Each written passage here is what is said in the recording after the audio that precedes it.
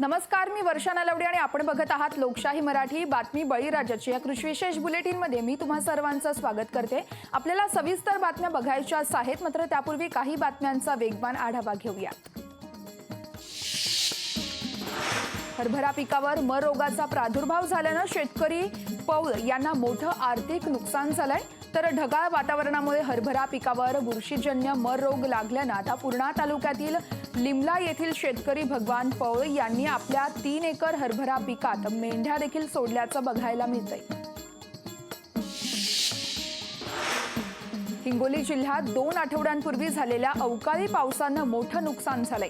अतिरिक्त पावसामुळे रब्बीतील गहू, हरभरा या पिकांचं मोठं नुकसान झालंय। ही पिकं पिवळी पडून आता करपून जात आहेत, त्यामुळे बहुतांश शेतकऱ्यांनी शेतातली ही पिकं वखर घालून काढायला सुरुवात केली आहे। या शेतकऱ्यांना आता दुबार पेरणी देखील करावी लागणार आहे। जळगाव जिल्ह्यात अवकाळीचे पंचनामे पूर्ण झाल्यात। जिल्ह्यामध्ये 5803 हेक्टरवरती अवकाळीमुळे नुकसान झालंय। अवकाळीमुळे जिल्ह्यातील 15 तालुक्यांमध्ये 263 गावांमधील 13471 शेतकऱ्यांना अवकाळीचा फटका बसलाय। अवकाळीमुळे कापूस, केळी तसेच तूर, कांदा या पिकांचं सर्वाधिक नुकसान झालंय। तर रब्बी हंगामातील गहू, हरभरा आणि मक्याच्या पिकालाही फटका बसलाय। नुकसानीचे पंचनामे पूर्ण होऊन 6,38,00,000 अपेक्षित नुकसान भरपाईच्या संदर्भात प्रशासनाचा शासनाकडे अहवाल देखील सादर करण्यात आलाय। दुष्काळाची पाहणी करण्यासाठी केंद्रीय पथक जळगाव जिल्ह्याच्या दौऱ्यावर असून जळगाव जिल्ह्यातील 40गाव तालुक्यात केंद्रीय पथक भागाची पाहणी केली आहे। दरम्यान जिल्ह्यामध्ये दुष्काळामुळे सर्वाधिक नुकसान कपाशी पिकाचं झालंय आणि केंद्रीय पथकाकडून 40गाव तालुक्यातील बिलाखेड शिवारात कपाशी क्षेत्राची पाहणी देखील करण्यात आली आहे। तर पाहणी दरम्यान दुष्काळ केंद्रीय अधिकाऱ्यांसमोरच आपल्या व्यथा मांडल्याचं बघायला मिळालं। तसेच तात्काळ नुकसान भरपाई देण्याची मागणी देखील यावेळेस शेतकऱ्यांनी केली आहे।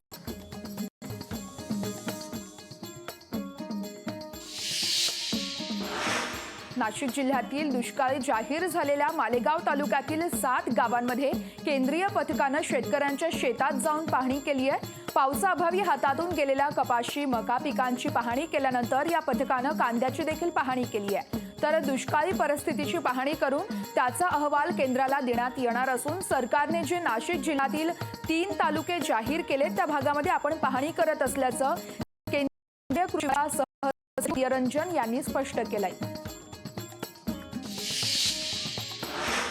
हरभरा पिकावर मर रोगाचा प्रादुर्भाव वाढल्यामुळे वाशिमच्या आसोला गावातील शेतकरी अमोल अरुण इंगोले यांनी आपल्या 4 एकर हरभरा पिकावरती ट्रॅक्टर फिरून संपूर्ण पीक हे नष्ट केलंय। मध्ये झालेल्या पावसाचा फटका मोठ्या प्रमाणात हरभरा पिकाला बसलाय आणि अति पावसामुळे पीक पिवळी पडत आहेत। त्यामुळे आता मोठा खर्च करून वाढवलेलं पीक हे आता शेतकऱ्यांना काढून टाकावं लागतंय, त्यामुळे मोठा आर्थिक फटका बसतोय। आता नवीन पिकाची पेरणी करण्यासाठी शेतकऱ्यांना सरकारने आर्थिक मदत करावी अशी मागणी शेतकऱ्यांकडून केली जाते। राज्यातील सर्वात मोठा पपई उत्पादक जिल्हा म्हणून नंदुरबार जिल्ह्याची ओळख आहे। तर नंदुरबार जिल्ह्यातून राज्यभरातील पपईचे दर ठरत असतात। पपईचे दर ठरवण्यासाठी व्यापारी आणि पपई उत्पादक शेतकऱ्यांचे समन्वय समिती काम करत असते। मात्र व्यापाऱ्यांचा मनमानी कारभार सुरू असल्याचा पुन्हा एकदा समोर आलाय। व्यापारी आणि समन्वय समितीने पपईचे दर हे 8 रुपये प्रति किलो ठरवले असताना आता व्यापाऱ्यांकडून 4 रुपये प्रति किलोने पपईची तोडणी सुरू झाल्याने शेतकऱ्यांमध्ये तीव्र असंतोष बघायला मिळतोय आणि व्यापारी मनमानी कारभार करत असून व्यापाऱ्यांच्या या धोरणामुळे शेतकऱ्यांच्या उत्पादनाचा खर्च देखील निघणार नसल्याची परिस्थिती सध्या नंदुरबार जिल्ह्यात पाहायला मिळतेय। ढगाळ वातावरणामुळे हरभरा पिकावरती बुरशीजन्य मर रोग लागल्याने पूर्णा तालुक्यातील शेतकरी भगवान पौळ यांनी आपल्या 3 एकर हरभरा पिकामध्ये मेंढ्या सोडल्या। या रोगाचा प्रादुर्भाव झाल्याने शेतकरी पौळ यांचं मोठं आर्थिक नुकसान देखील झालं आहे। अवकाळी पावसामुळे सांगली जिल्ह्यातील 16,559 हेक्टरवरील पिकांचं मोठं नुकसान झालंय। द्राक्ष, डाळिंब, आंबा, केळी तसेच फळपिकांसह रब्बी पिकांचं देखील मोठ्या प्रमाणात नुकसान झालंय आणि आता शेतकरी अद्यापही शासनाकडून मदतीचा हात मिळण्याच्या प्रतीक्षेतच बघायला मिळत आहेत। हिंगोली जिल्ह्यात अवकाळी पावसानं मोठ्या प्रमाणात नुकसान झालंय। त्यामुळे बहुतांश शेतकऱ्यांनी शेतातली ही पिकं वखर घालून काढायला सुरुवात केली आहे। या शेतकऱ्यांना आता दुबार पेरणी करावी लागणार आहे।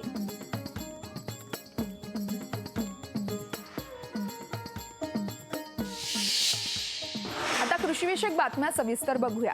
सांगली जिल्ह्यामध्ये गेल्या काही दिवसांपूर्वी संततधार पाऊस झाला होता आणि याच अवकाळी पावसामुळे जिल्ह्यातील 32,782 शेतकऱ्यांच्या 16,559 हेक्टर क्षेत्रातील द्राक्ष, डाळिंब तसेच आंबा, केळी आणि फळबागांचं देखील नुकसान झालंय। यासोबतच रब्बी पिकांचं देखील मोठ्या प्रमाणात नुकसान झालंय। या नुकसानीचा प्राथमिक अंदाजाचा अहवाल प्रशासनानं राज्य शासनाकडे सादर केलाय। या नुकसानीमध्ये सर्वाधिक फटका हा फळ पिकांना बसलाय। शेतकरी आणि संघटनांच्या दबावामुळे कृषी विभागानं तातडीनं नजरअंदाजाचा अहवाल शासनाकडे पाठवलाय, पण शासनानं शेतकऱ्यांना आर्थिक मदतीचा हात कधी मिळणार असा सवाल देखील शेतकऱ्यांनी उपस्थित केला आहे।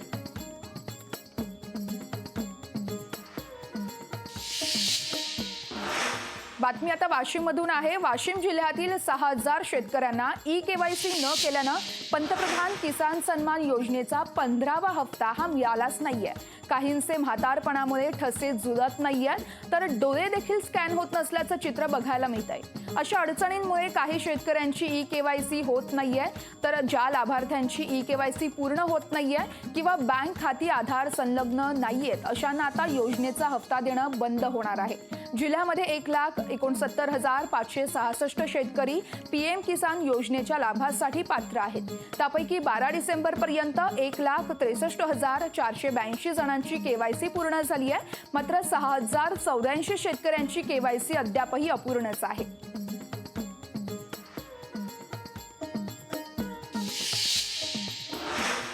नंदुरबार जिल्ह्यातील दुष्काळाची केंद्रीय पथकाकडून पाहणी करण्यात आली आहे। त्यांनी शेतकऱ्यांच्या बांधावर जाऊन दुष्काळी परिस्थितीचा आढावा घेतलाय, तर पथकासमोर यावेळेस शेतकऱ्यांनी देखील आपल्या समस्या मांडल्याचं बघायला मिळालं। यावेळेस आता अनेक जिल्ह्यांमध्ये केंद्रीय पथकाकडून पाहणी केली जाते आणि त्या अनुषंगानेच नंदुरबार जिल्ह्यातील देखील दुष्काळग्रस्त भागांची पाहणी केंद्रीय पथकाकडून करण्यात आली आहे।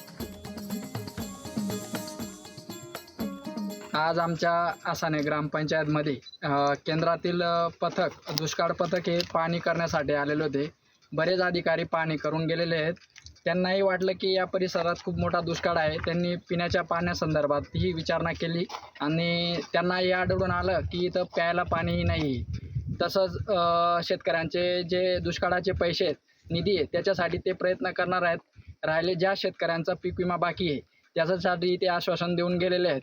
तसेच येणाऱ्या काळात ते पिण्याच्या पाण्याचीही व्यवस्था करण्याचे आश्वासित त्यांनी केलेले आहे।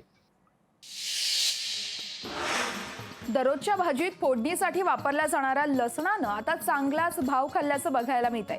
सध्या घाऊक बाजारामध्ये 1 किलो लसणाला 350 रुपये मोजावे लागत आहेत, तर किरकोळ बाजारात 400 ते 450चा दर हा लसणाला मिळतोय।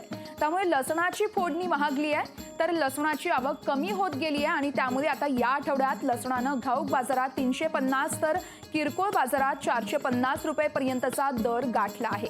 त्यामुळे किरकोळ बाजारात लसणाचा भाव प्रति किलो 400 ते 450 रुपये इतका झालाय।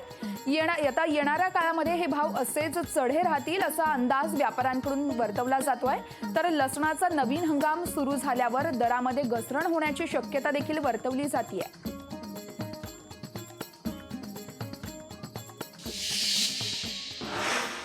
अवकाळीबाबत किंवा दुष्काळग्रस्त भागांमध्ये आता विधानसभा आणि परिषदेत चर्चा झाली आहे। सरकारनं वेळेत पावलं उचलली आहेत असं मंत्री अनिल पाटील यांनी म्हटलंय। दुष्काळ परिस्थितीबाबत देखील राज्य सरकारनं आढावा घेतलाय आणि जी नवीन मंडळं असतील ती याआधी आलेली नसतील तर त्याबाबत आम्ही सरकार म्हणून निर्णय घेईल असं देखील यावेळेस अनिल पाटील यांनी म्हटलं आहे। सरकारने वेळेत पावलं उचललेली आहेत। 40 तालुके दुष्काळग्रस्त असल्याचं घोषणा सुद्धा केलेली आणि त्या पद्धतीने केंद्राचं पथक येऊन राज्यामध्ये ती पाहणी सुद्धा करते।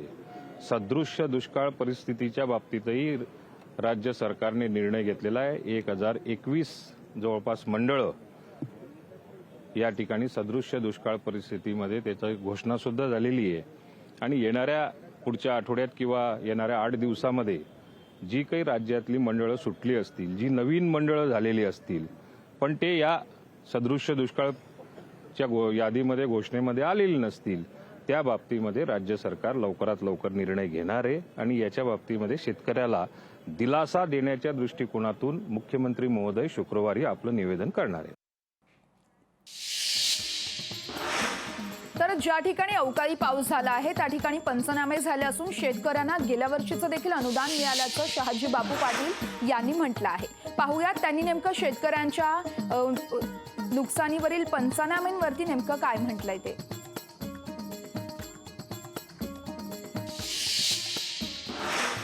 सिंदखेडा तालुक्यातील केंद्राच्या पथकानं पाहणी टाळल्याचं बघायला मिळतंय. धुळ्यामध्ये मुक्काम करून दुष्काळग्रस्त भागाची पाहणी टाळल्याची माहिती आहे. तर शेतकऱ्यांच्या आता तोंडाला पानं पुसण्याचा प्रकार होतोय का असा सवाल या निमित्तानं उपस्थित केला जातोय. आपण बघतोय केंद्रीय पथकानं अनेक जिल्ह्यांमध्ये पाहणी केली आहे. शेतकऱ्यांच्या नुकसानग्रस्त भागांची पाहणी करण्यात आली आहे. मात्र केंद्रीय पथकानं शिंदखेडा तालुक्यातील केंद्राच्या पथकाकडून पाहणी करण्यात आलीच नाहीये. धुळ्यामध्ये मुक्काम करून दुष्काळग्रस्त भागाची पाहणी टाळण्यात आली आहे. त्यामुळे शेतकऱ्यांच्या तोंडाला पानं पुसण्याचा प्रकार होतोय का असा सवाल देखील उपस्थित केला जातोय.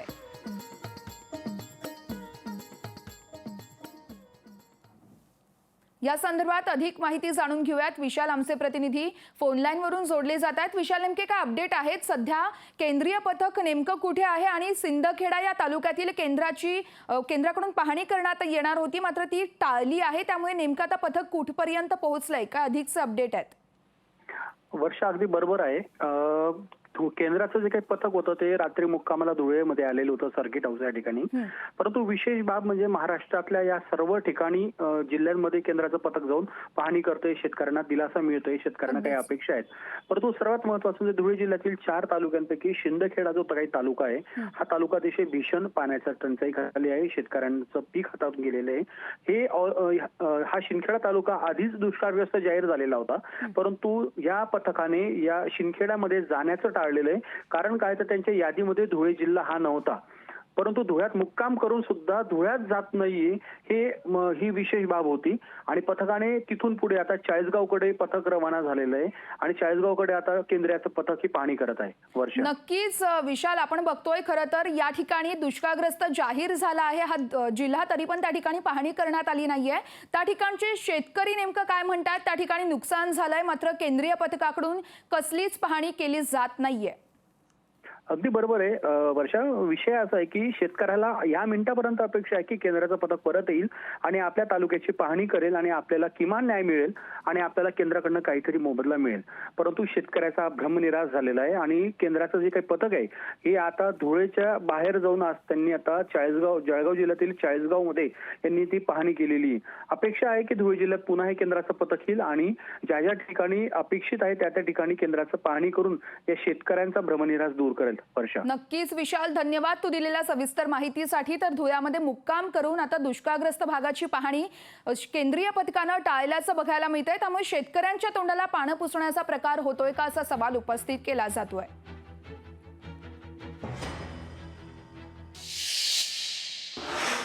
तर दुष्काळग्रस्त बीड जिल्ह्यामध्ये केंद्रीय पथक दुष्काळ पाहणीसाठी दाखल झालं होतं. बीडच्या घोडका राजुरी गावात केंद्रीय पथकानं पाझरी तलावाची पाहणी केली आहे. तसेच बांधावर जाऊन शेतकऱ्याशी संवाद देखील साधलाय. यावेळेस चारा टंचाई आणि पाणी टंचाई सोबत सगळ्याच गोष्टींचा आढावा देखील घेण्यात आलाय.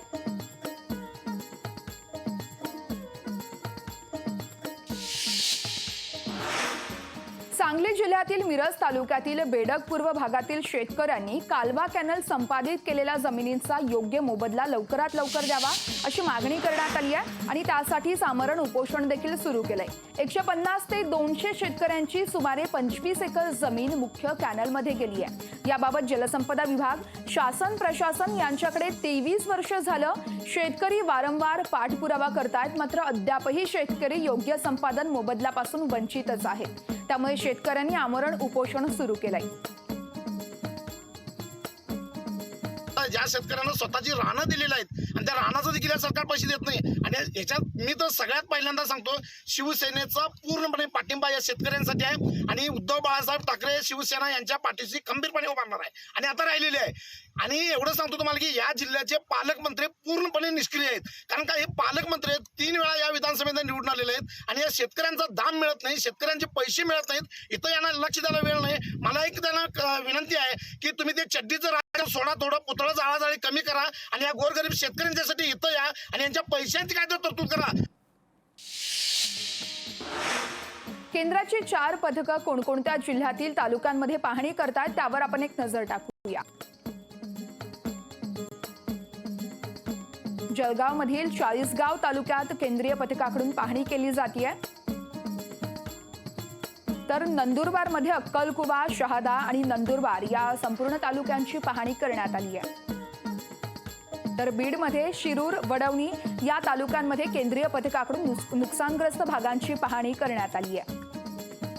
धाराशिवमध्ये वाशी आणि धाराशिव या तालुक्यांमध्ये जाऊन केंद्रीय पथकानं पाहणी केली आहे. तर पुण्यामध्ये बारामती, पंढरपूर आणि शिरूर या तालुक्यांमध्ये पाहणी करण्यात आली आहे.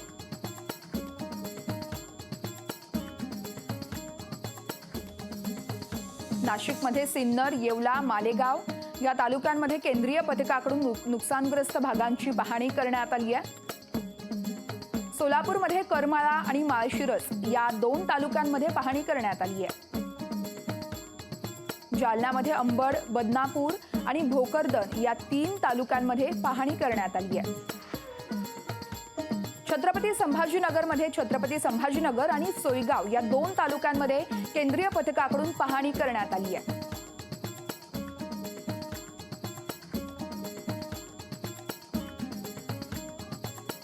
तर आपण बघतो या संपूर्ण जिल्ह्यातील तालुक्यांमध्ये केंद्रीय पथकाकडून नुकसानग्रस्त भागांची पाहणी करण्यात आली आहे.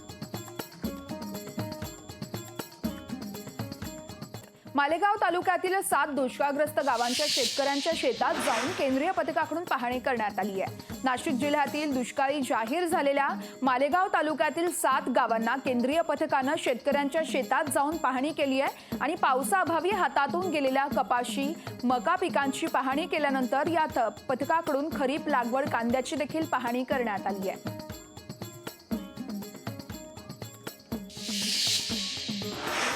तर नंदुरबारमध्ये देखील केंद्रीय पथकाकडून पाहणी करण्यात आली आहे. दुष्काळी भागाची यावेळेस पाहणी करण्यात आली आहे. तर शेतकऱ्यांच्या बांधावर जाऊन दुष्काळी स्थितीचा आढावा देखील घेतलाय. यावेळेस पथकासमोर शेतकऱ्यांनी आपल्या समस्या देखील मांडल्याचं बघायला मिळतंय.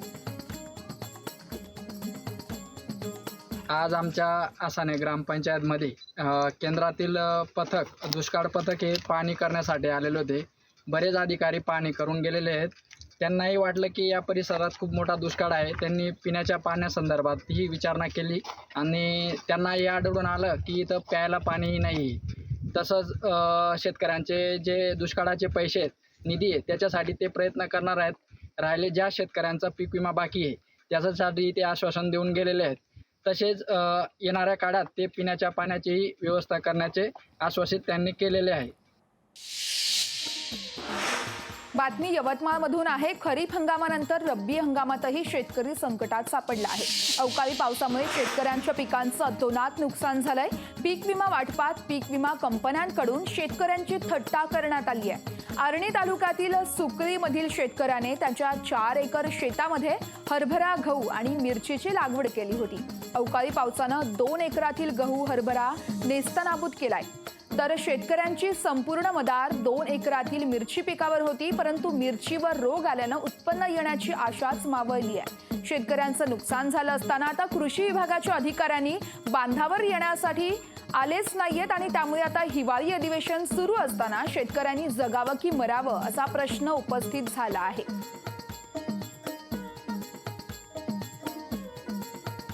यवतमाळ जिल्ह्यातील सुकळी या ठिकाणी पाहिलं तर शेतकऱ्यांना मोठा फटका बसलेला आहे. एकंदरीत पाहिलं तर 4 एकर शेतामध्ये जवळपास पाहिलं तर 1 एकर हरभरा, 1 एकर गहू आणि 2 एकर शेत जे मिरचीची लागवड करण्यात आली होती. मात्र ह्या मिरचीच्या रोपावरती ज्या ते मिरचीवरती ज्या मोठ्या प्रमाणात रोग आल्याने शेतकरी विवंचित सापडलेला आहे. शेतकऱ्यांना दिलासा मिळण्यासाठी जे आहे कुठलंही प्रशासन त्यापर्यंत पोहोचत नसल्याची ओरड या ठिकाणी करण्यात येत आहे. शेतकऱ्यांनी जगाव की मराव हा प्रश्नसुद्धा शेतकऱ्यांच्या वतीने करण्यात येत आहे. शेतकऱ्यांनी कसं बसं सोयाबीन या शेतामध्ये टाकलं होतं, मात्र खरीप हंगामामध्ये पूर्णतः सोयाबीन जे आहे ते पूर्ण खरडून गेलं आणि शेतकरी विमंचित सापडलेला. शेतकरी जगण्यासाठी आपल्या शेतामध्ये कर्जबाजारी होऊन मिरचीचं रोप या ठिकाणी टाकलं आहे, हरभरा टाकला होता आणि गहू टाकलं होतं. मात्र गहू हरभरा तर पूर्णतः हातातून गेलं आहे, मात्र मिरची होती त्याच्यावर कशी तरी आस होती, कसं तरी जगावं असं त्यांना वाटत होतं. मात्र मिरचीसुद्धा मोठ्या प्रमाणात जे आहेत पूर्णतः रोग आल्याने मिरची पूर्ण जे आहे खराब झालेली आहे. एकंदरीत पाहिलं तर आपल्यासोबत याच शेतामध्ये शेतकरी आहे. काका मला सांगा, किती एकर शेत होतं आणि काय काय शेतामध्ये टाकलं? मिरचीमध्ये मिरची पाहिली पूर्ण खराब झालेली आहे, रोग आलेला आहे, काय सांगणार सरकारला? 2 एकर मिरची टाकली होती. मिरचीवर पूर्ण रोग आला. त्याच्यामुळे तो मिरचीवर आशा होती, तो मिरची काही नाही आहे. 1 एकर गहू टाकला. गहूही पावसामुळे आणि चणा टाकला होता 1 एकर पावसामुळे पूर्ण गेला. तर आमच्यावर कठीणची समय आलेली आहे. तर मिरचीवर समस्या होती, पण मिरची रोगामुळे गेलेली आहे. तर आता जगावं कसं काय याचा प्रश्न आम्हाला आलेला आहे. नक्की एकंदरीत पाहिलं तर हिवाळी अधिवेशन आलेलं आहे. शेतकऱ्यांच्या बांधापर्यंत कर्मचारी पोचत नसल्याची, कृषी अधिकारी पोचत नसल्याची ओरड या ठिकाणी आहे. संजय राठोड, लोकशाही न्यूज, आर्णी, यवतमाळ. लोकशाही मराठी ऐका, पहा, जागरूक रहा.